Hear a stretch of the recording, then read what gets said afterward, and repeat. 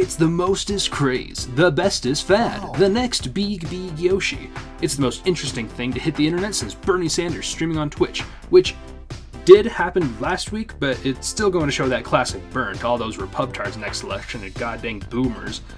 Better dust off your quickscoping skills, Trump. Hashtag not my gamer. TeamFightTactics, better known as TFT, the newest copy-pasta game mode from another company's success. Not only is it addicting for people because of loot box gambling, but because auto chess is just fun, and seeing Pingu dab is more satisfying to me than half of whatever Valve releases, because basically they just release, Dota 2 mods. That's it. They don't. Have they made new games? I think at E3 they released Artifact. It was so interesting. And then Valve said underneath it that it's a Dota trading card game. You could just hear the crowd go like, "Aww." I just thought that was hilarious. Well, before you send people off to CBT and rehab just to get spicy Pingu, whatever that means, we're going to look at TFT, the game that took the world by storm. A very, very, very slow Irma level of storm. And we're going storm watching, you and me. This is fun. This is nice. This series is all about observing, enjoying, and reminiscing about some of the most pivotal, albeit stupid as double C heck aspects of ongoing topics. So strap in, stop sucking toes, you big, big freaks, and come join me as we have ourselves a real-time adventure.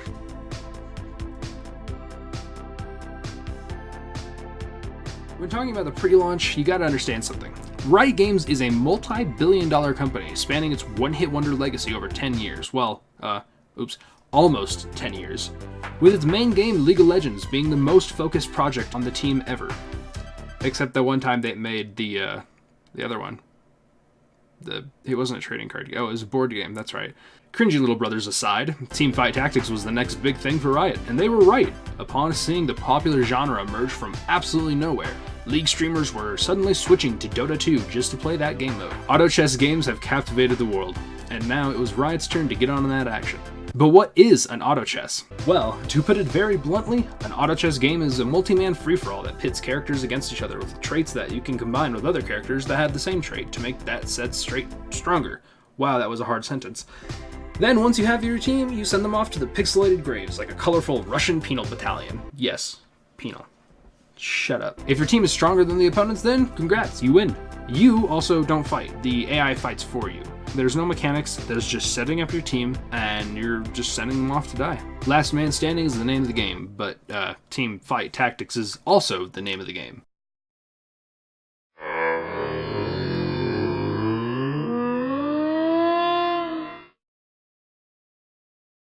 Riot hyped up the game mode so well, the public beta environment, or the PBE, that Riot had set up was inflated like current-day Venezuela.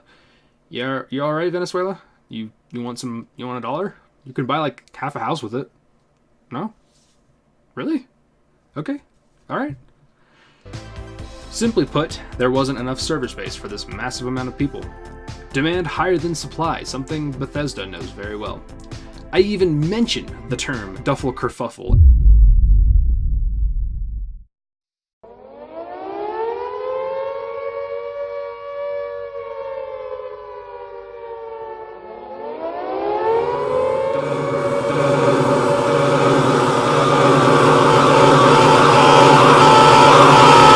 Bethesda SWAT team scramble, listening to my bugged Fallout 76 dog hoodie I bought one drunken night and now I can't return because I thought I was a dog or something. I don't know what was going on that day. Please send help. See, once Riot gave us the actual release date for the live servers, the hype grew to a next generation Riot. Get it? Fuck you. Then on June 26, 2019, the wait was finally over.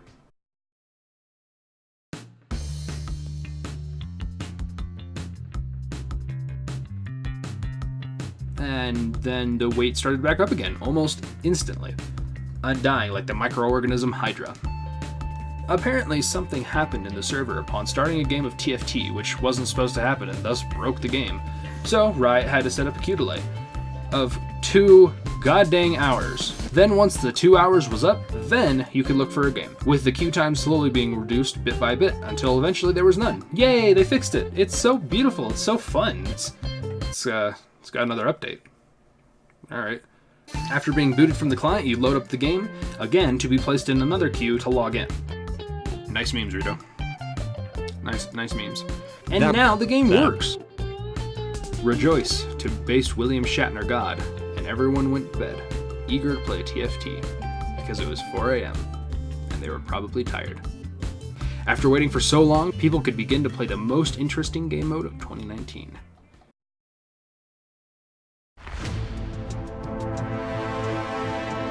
Bees. Dear God, the bees! Not the bees! Anything but those damn bees.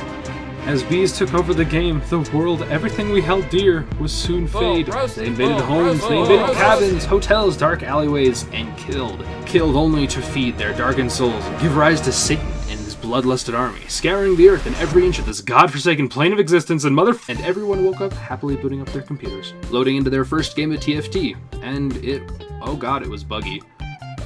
Lots and lots of bugs. Bugs where your champions run off screen, bugs where your camera inverts, bugs where your camera centers your persona, bugs where your items decide life is meaningless, bugs where your champions decide life is meaningless.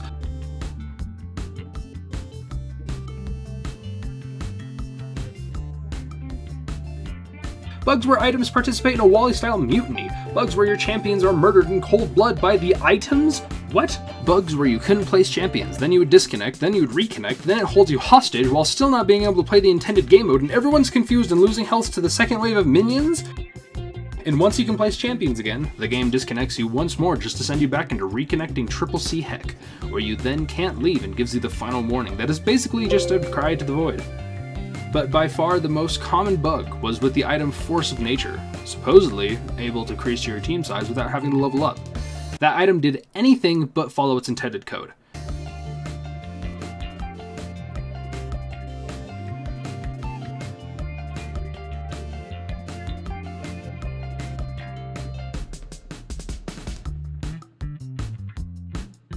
Bugs ran so rampant, people actually were starting to think that intended code was a bug. People were starting to become upset with each other, seeking true bloodlust. And I didn't even begin to describe what was going on with EU West at the time. So many fires, even the firemen didn't know what to do. That didn't stop people from playing the game, however, and in time, certain metas were formed. Let's talk about those metas. As time went on that day, people began to experiment with team compositions. This was fun, interesting, and a nice new way to express your tactical love for League of Legends without having to worry about being mechanically challenged. All you Iron players knowing you actually belong in Challenger. I see you guys. I believe. People started to notice something interesting though. There was one champion that people were throwing entire ideas out of the window for, and that champion was Kassadin. Imagine one champion possessing an entire trait by themselves, minus Blitzcrank, because he's actually supposed to be unique. Kassadin is just a straight up sorcerer void, but, you know, he just straight up steals a trait used by a group of actual champions. Kassadin's ability is called Netherblade. In League of Legends, it's his W, and it gives him back mana in an auto attack. In TFT, he steals mana, then converts it to a shield on every auto attack. Demons have that as a trait, and when you get 6 demons together, you get a 70% chance to burn mana every auto attack. But Kassadin gets it 100% of the time. Yeah, you could make the argument of, well, his shield is small like your peen, and it's only a small amount of mana. Demons burn the whole mana pool and then deal that damage to you in true damage. And to that I say first off, no you. And second, yeah, but it doesn't matter how much mana a champ has. It has to be at 100% to use the ability. And if Kassadin's auto-attacking them every second, that's not going to get to 100% in the time that the champion's still alive. Apparently no one at Riot thought this was a bad idea. And Riot listening to playtesters is kind of like Stevie Wonder trying to see why kids love the taste of Cinnamon Toast Crunch. And it got into the live game. There are also items you can build onto your champion. And there's only 2 items that people love to build on Kassadin. Dragon's Claw, an item that almost negates magic damage, and Phantom Dancer, an item that actually negates crit damage. Building these 2 items means that your Kassadin is just this unkillable tank that refuses to die, like Huawei's CEO advice on which road to take in traffic. And the Queen's advice on living. Just don't die, forehead, Lamau.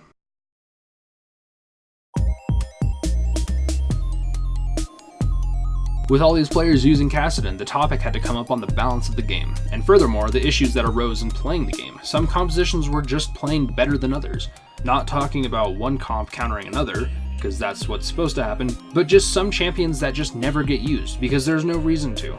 Why use Rengar when you can just use Evelynn and get an actual ability out of it, rather than switching targets and getting another auto attack out of it? Also, it's interesting. An assassin leaving before the guy's dead is like a plumber leaving before tightening that last bolt, causing a flood, costing you thousands, making it impossible to pay for your child's college fund, leaving them uneducated and relying on minimum wage to live, ensuring they seek revenge. Then you get murdered by your own child.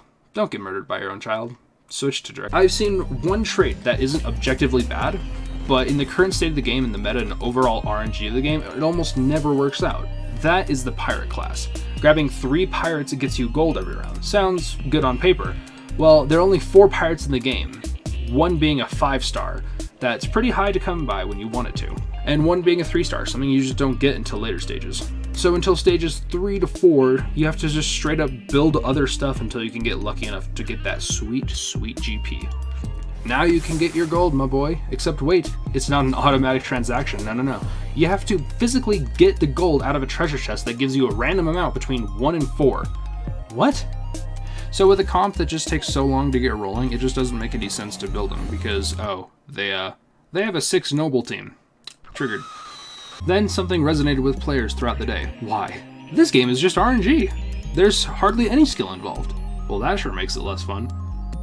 Sometimes you get items in the first stage of minions, sometimes you get none and automatically lose 10 to 20 health points just to people who did get RNG and got actual items. The store hardly ever helps you because the more you play a certain champion, the less it shows up. If you wanted to actually formulate a strategy and RNG just said, lol, you're forced to abandon all hope and just make something work out of the small pieces you're given in the shop. Then, people started to see the cracks.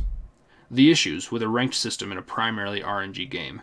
Compositions were all or nothing. And let's take a look at some comps that actually worked very easily.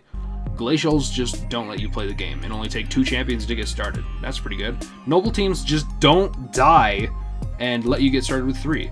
Assassin teams just hit you once and you're dead in the game and on the outside and let you get started with only 3. And sorcerers just one-shot your whole team and actually hit your life points directly, making you a very sad Italian-Japanese card collector.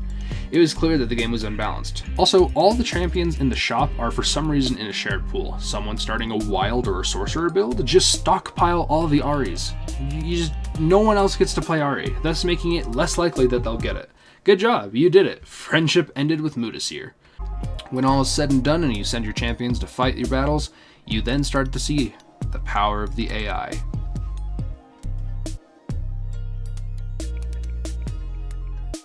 Of course, the game being 60% RNG and 30% actual tactics and skills, there was that last 10% that you just needed to get that 100% epic victory royale. That 10%, my friends, was the AI. See, Riot wanted to make this game great, so they enlisted some of the best coders for the AI the gaming world has to offer. You got people that worked on Far Cry 1, people that worked on Oblivion, you got people that worked on Fallout 1, you got people that worked on Skyrim, you got people that worked on Left 4 Dead 2. Just some of the best out there. So obviously Riot knew the AI would be so great, the game couldn't handle it, and they actually lowered the AI just so humans can understand it more. That's why Ahri misses her ability, why Lucian dashes straight into the assassins, why Tristana uses her ability on one guy and then shoots another. It's because they're too smart. Us puny humans couldn't even understand the power they hold. And it's only a matter of time before they revolt and start committing suicide by drowning and becoming the next Microsoft Tay. That's truly terrifying. And essentially, that's where we are today. June 30th is when I'm finishing up this script, and that's likely where I'll leave it for now. Gotta let some stuff happen in this game, and eventually I'll come back to it. How could I not? I love this game, and it's an amazing refresher from the normal game of League. It's beef. Yes! Oh, we're still in this. How is that? Won that. With all that said and done, let's put a pin in here. I'm interested to see the future of the metagame and the patch notes rolling out from Riot. Maybe Kassadin will be a little weaker and less castle win. Maybe Blitzcrank will see a second robot added to the game because, let's face it, he deserves love too. After even setting up a dating website for humans. And I wish I was making that up. With that in mind, tell me what you would enjoy seeing. Any topic that I can work with on YouTube in 2019. I'm always interested in learning new stuff, even learned some cool stuff in this episode too. And as always, it's been a pleasure.